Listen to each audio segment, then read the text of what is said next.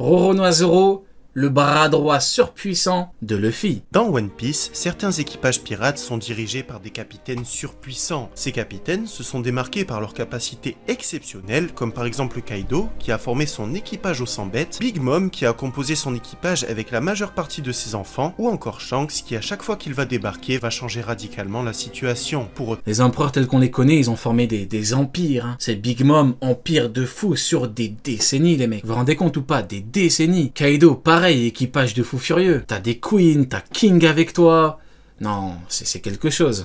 la majeure partie de ces capitaines ne seraient devenus ce qu'ils sont aujourd'hui sans leurs bras droits, des bras droits qui parfois sont si puissants qu'ils vont être considérés comme les vrais capitaines de leurs équipages. C'est le cas par exemple de Rayleigh, qui a été le second de Roger, et dont on a vu la puissance à de multiples reprises, de King, qui a... y a des gens, il y a des seconds, qui sont tellement mis en avant qu'on croit que c'est des capitaines.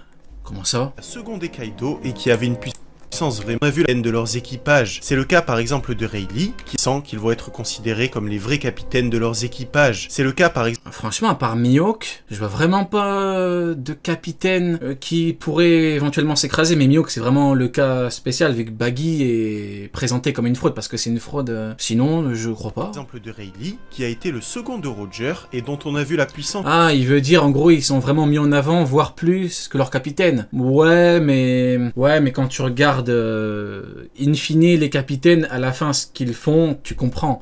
Parce que genre, pour Katakuri, à l'époque de Whole Cake, c'est vrai que Big Mom, à part courir partout pour le gâteau, il y en a beaucoup qui l'insultaient pour ça. Alors que ce qu'il fallait comprendre, c'est que Big Mom, c'était un mur infranchissable. Tu pouvais faire ce que tu voulais, t'aurais strictement rien pu faire contre elle, quoi qu'il arrive. Mais sinon, après, sur Onigashima, elle a prouvé ce qu'elle avait prouvé, donc...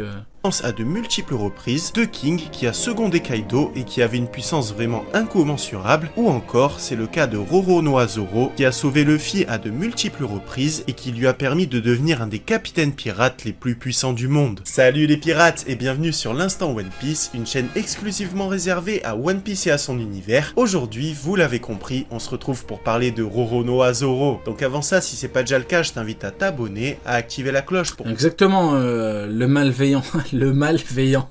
C'est frérot, t'es là depuis 50 ans sur les lives, j'avais jamais compris ton nom. Le malveillant. À chaque fois, je m'arrêtais à le mal. J'ai jamais lu la suite. En fait, t'es le malveillant. Ah ouais, d'accord, ok. Mieux vaut tard que jamais. Hein. Effectivement, je suis d'accord avec toi. Big Mom, c'était un vrai cauchemar sur Whole Cake. C'est vrai que mur infranchissable, on pouvait rien faire contre elle.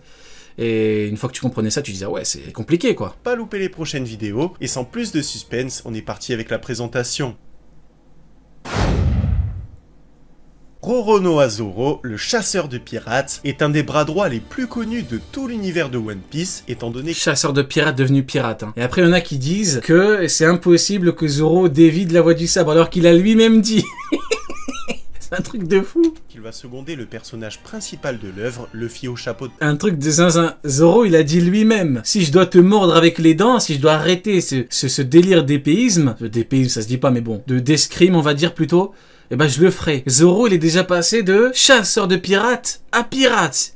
Il devenait entre guillemets la proie qu'il chassait. Mais non, c'est impossible que Zoro dévie. Bah oui, pourquoi pas, hein.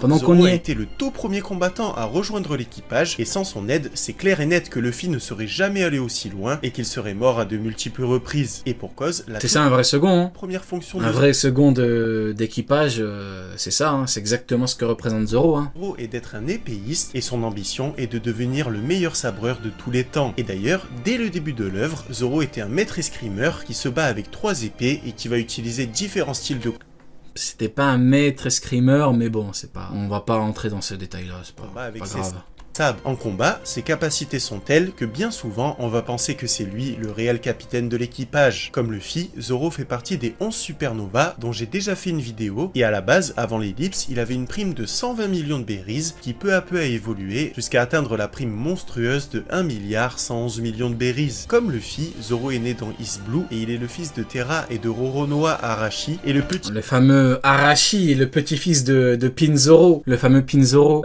qui a l'un des noms les plus fous de tout One Piece.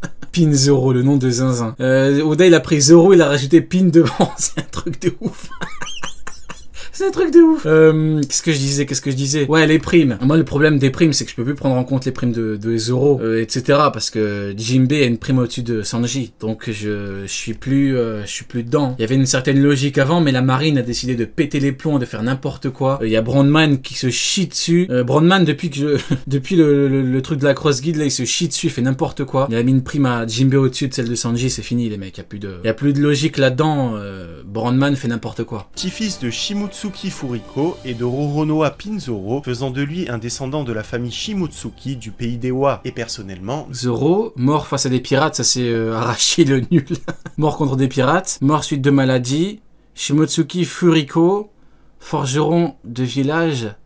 Pinzoro, c'est le frère de la mère de Zoro, donc c'est son oncle alors. Ok, bah alors là c'est... Je comprends pas, il y a tout le monde qui s'en bat les steaks. C'est pas grave. Bon, bah apparemment c'est son oncle. et mon personnage. Du coup, Zoro a comme oncle un Daikengo. Préféré, que ce soit en termes de flow, avec son bandana et ses cheveux verts, en termes de puissance, avec ses techniques et ses sabres, ou encore en termes de mentalité. Mais Arashi, à tous les coups, c'est une fraude vu qu'il a perdu contre des brigands. Donc ça veut dire que ouais, l'affiliation c'est pas ouf. Hein. En fait, le problème, c'est les Roronoa qui sont nuls. Parce que Roronoa Pinzoro, il pue la merde, et Roronoa Arashi pue la merde. Donc en fait, les Roronoa sont éclatés, et les Shimotsuki sont forts. Ok. Très intéressant. Honneur extrême. En effet, la toute première fois qu'on a vu Zoro, il était attaché et ça faisait plusieurs jours qu'il n'avait rien mangé, tout ça pour tenir une promesse qu'il avait faite à la pire crapule de l'histoire. En effet, après avoir attaqué Zoro, le chien du fils de Morgane, Zoro a promis de ne pas manger pendant un mois pour être libéré. Pour autant, après 20 jours sans manger, Zoro a été trahi et Hermep a voulu l'exécuter. Par la suite, il va être aidé par Luffy, il va retrouver ses sabres et on va avoir une démonstration de sa grande puissance. Dans son enfance, Zoro était élève dans un dojo dans le village de Shimotsuki où il s'est spécialisé tout d'abord dans le Nitoryu, c'est-à-dire... Donc Zoro, c'est un peu le Neji, le génie de la branche des nuls. Très très beau parallèle. Très très beau parallèle. Maintenant, j'ai beaucoup trop de respect pour le père de Neji, ce grand homme, pour insulter toute la branche.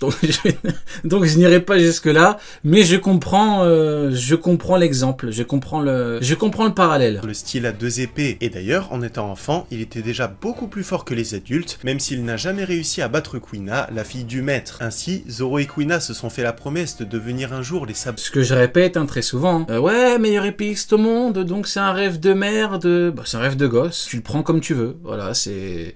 Mais c'est un rêve de gosse. Voilà, c'est le rêve qu'il a fait à cette fille. Après, il en a eu un autre, bizarrement, quand il bat quelqu'un de fort. Donc, s'il n'y avait pas eu Roi des Enfers, j'aurais pu dire, ah, on est dans une continuité. Ouais, ce que je veux dire, rêve de gosse, mais en tant qu'adulte, il continue là-dedans et on y va, let's go. Mais bon, quand il bat quelqu'un de fort et qu'il commence à parler de Roi des Enfers, frérot, moi j'y peux rien. Le plus puissant du monde, mais juste à la suite de cette promesse, Kuina va tomber dans les escaliers et va mourir. À partir de ce moment-là, Zoro se jura de tenir la promesse. Exactement, Pacat. Mais ça, c'est des termes qu'il ne faut pas dire trop fort. Donné à son ami, et il est allé demander à son père son sabre, développant son style de combat à 3 épées. Par la suite, Zoro est parti de son village à la recherche de Mihawk, mais à cause de son sens de l'orientation complètement pourri, il a fini... D'ailleurs, le lore des épéistes est tellement nul, tellement catastrophique, que Zoro de l'époque pensait avoir une chance contre Mihawk. Vous vous rendez compte? Ouais, Mihawk, il effraie tout le monde. Ah ouais, ah, il effraie tout le monde. Zoro de l'époque, il croyait qu'il pouvait le battre. De quoi tu me parles? Tu me parles de quoi? Il est pas reconnu, ce mec-là.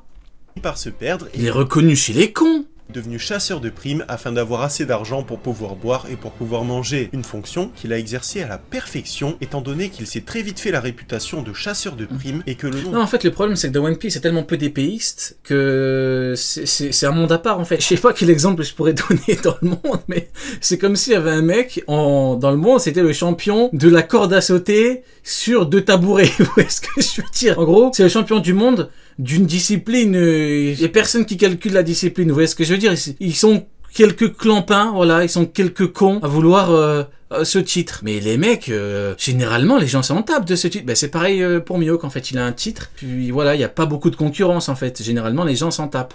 De Roronoa Zoro a fait vent au sein de Twist Blue. Et d'ailleurs, par le passé, il était déjà si... Ouais, c'est une discipline niche, mais vraiment niche, frérot, tu vois ce que je veux dire? C'est la niche dans la niche. Baroque Works a essayé de le recruter, mais qu'il a refusé de travailler pour l'organisation s'il n'était pas le chef, et il a tué l'émissaire. Par la suite, on n'a pas... Non, baseball, t'es méchant, frérot, il y a quand même beaucoup de... Non, les baseball, c'est quand même développé aux États-Unis, frérot, t'as bien fait. Non, on peut pas chier sur le baseball comme ça, frérot. T'es trop une merde. Arrêter d'avoir des démonstrations de force de Zoro, mais aussi des démonstrations de son immense courage, et notamment dans son combat avec Mihawk. Ouais, c'est un peu, en vrai, c'est un peu comme le baseball. Voilà, si les États-Unis, on prend l'exemple, c'est à fond développé là-bas et pas ailleurs, c'est un peu comme les épéistes. L'escrime avec Wano Kuni. Voilà, c'est dans un pays, bah c'est chaud, dans le reste, bon, on s'en tape un peu, quoi. Où il ne va pas hésiter bon, après, je connais pas assez le baseball pour bien répondre à cette question, donc je sais pas si vraiment c'est développé à fond dans les autres pays, j'en ai aucune idée. Face à son adversaire, même dans la mort. Une bravoure qui va même impressionner le plus grand des sabreurs du monde, qui va le reconnaître comme étant un adversaire digne. Mais Mihawk, il s'est surtout dit, il y a tellement pas d'épéistes qu'il voit un jeune, il s'est dit, je vais le laisser en vie, quoi. Ils sont pas beaucoup, si je le tue, je serai tout seul. De valeur, et qui plus tard va l'entraîner, lui permettant de faire un bond drastique de puissance après l'ellipse. Pour autant, même avant son entraînement avec... Au Japon et aux États-Unis, ils sont nulle part. Ouais, je savais qu'au Japon, c'est développé, mais nulle part, si tu me dis que nulle part ailleurs, voilà, c'est un bon exemple, hein, du coup. Mihawk, Zoro était un personnage surpuissant qui n'avait aucune difficulté à terrasser une centaine... C'est en Europe, le baseball, personne qui colle, non? Tout le monde sent... Bon, allez, c'est un débat beaucoup trop parallèle. de guerriers, et qui pouvait faire face aux personnages les plus puissants de l'époque, comme Das Bonez, le premier bras droit de Crocodile, un combat où Zoro a pour la toute première fois réussi à trancher l'acier. Un peu plus tard, à l'arc Skypiea, il a mis au point sa lame tranchandaire qui lui permet d'attaquer ses ennemis à distance, une technique avec laquelle il a pu battre un des sous-fifres des nerfs, Homme. À Enies Lobby, Zoro a encore fait un bond de puissance lorsqu'il a affronté le CP9 et notamment lorsqu'il a affronté Kaku qui avait mangé le fruit de la girafe. Encore plus tard, à Thriller Bark, on a eu encore une des preuves de la grande bravoure de Zoro qui a accepté de recevoir toute la souffrance de Luffy alors que lui-même était complètement KO et comme un énorme goat, il a réussi à rester debout malgré toute cette souffrance. Un passage qui d'ailleurs nous a prouvé... Passage de fou, hein. C'est l'un, si ce n'est le meilleur de Zoro. Hein. Bon... Malheureusement, moi j'aime beaucoup trop le délire de Roi des Enfers pour le mettre devant... Je deviendrai le Roi des Enfers après avoir battu King, excusez-moi, c'est mon côté un petit peu trop fanboy de ce truc-là, mais sinon, ouais, c'est l'un des plus grands moments du manga. L'énorme résistance de Zoro, qui pour moi, bien qu'il soit son bras droit, a une résistance encore plus grande que Luffy. Et pour cause, depuis toujours, Zoro va s'entraîner de... Moi, ce qui me termine, ça c'est vraiment un truc qu'il faut notifier, c'est que Zoro s'entraîne tout le temps, de ce qu'on nous a montré et tout, hein. Et pourtant, il est pas loin de Sanji. Sanji qui passe son temps à cuisiner. C'est pas un truc de ouf, ça? Si on est honnête 2 minutes, si on retire le côté on est team lui, si vraiment on prend le truc objectivement, sans préférence, en étant 100% objectif. C'est un truc de fou quand même, faut le noter. C'est pas... Il y en a un qui s'entraîne à fond, et l'autre il passe son temps à faire du poisson, à faire de la viande, à faire des petites salades, à faire des milkshakes. Sanji, il est pas censé être très loin, hein. Manière drastique, en portant des poids immenses sur les chevilles et en faisant des pompes, en méditant pendant des heures ou encore en allant plonger dans des eaux glacées. Après l'ellipse et après ses 2 ans d'entraînement avec Mihawk, bien que son sens de l'orientation... Sanji, s'il avait gardé le Red Suite, ça aurait été encore plus chaud. Mais malheureusement, il l'a détruit. Sanji, c'est quand même le seul mec qui détruit un potentiel power-up. Hein. Vous vous rendez compte? T'imagines? Tu combines son nouveau truc de Germa avec le Red Suite. Allez mec, c'est une vidéo sur Zoro, on en parlera quand on parlera de Sanji. Pas changé, Zoro est vraiment devenu un personnage surpuissant. Et pour cause, ayant appris le style de combat de Mihawk, il va réussir lui aussi à trancher un bateau avec son sabre à distance, même si après cet entraînement, il est devenu borgne. Par la suite, Zoro n'a pas arrêté de nous... Parlons de Ginny, voilà, c'est beaucoup plus intéressant. Impressionné, en battant notamment Neptune très facilement avec ses 2 sabres, puis plus tard en réussissant même à battre Odi John. Le mec il me dit tout à l'heure parlons de Lily sous l'eau, alors que c'était un homme poisson, et d'ailleurs si Odi n'avait pas eu ses stéroïdes à ce moment-là, il aurait été tué sans aucune difficulté. Plus tard, à Punk Hazard, il a mis un coup de pression monumental à Monet, qui pourtant maîtrisait le Logia de la neige, et encore... Ouais, ça c'est une tendance qu'a Oda à mettre à fond en avant les premiers commandants, ça, on l'a notifié depuis très longtemps. Oda il aime trop les premiers commandants, il les met tous à fond en avant. C'est vraiment... C'est vraiment un truc de fou, hein. Encore plus tard. Même dans... Prenons la ruche. Le premier commandant, c'est Shiryu, le deuxième commandant, c'est Kuzan. Bah même quand le deuxième est censé être mis en avant... Parce que t'as l'opposition avec Garp, ancien maître et tout. Et bah t'as Shiryu qui quand il se prend un coup de Garp rigole et retire son épée et se relève. Et t'as Kuzan qui se chie dessus quand Garp lui fonce dessus. Même quand le deuxième commandant il est quand même censé être mis en avant. Ça y est, c'est son moment. Bah même non. Non.